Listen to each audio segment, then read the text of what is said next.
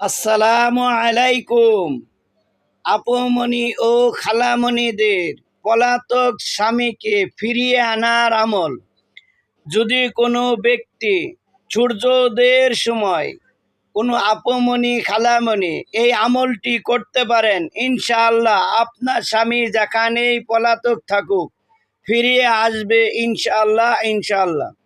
আমলটি করার নিয়ম হলো এই: প্রতিদিন সূর্য উদয়ের সময় ইয়া আজিমু ইয়া আজিমু ইয়া আজিমু 1000 বার করে পাঠ করবেন। সূর্য উদয়ের সময় 1000 বার করে ইয়া আজিমু পাঠ করবেন। একটানা 7 দিন আমলটি করবেন। ইনশাআল্লাহ আপনার পলাতক স্বামী ফিরত আসবেই, ইনশাআল্লাহ ফিরত আসবেই। আমলটি শেয়ার করে ছড়িয়ে দিন। আমল করার আগে আগে ইস্তেগফার ও কয়েকবার দুরূদ শরীফ পড়ে নেবেন। ধন্যবাদ।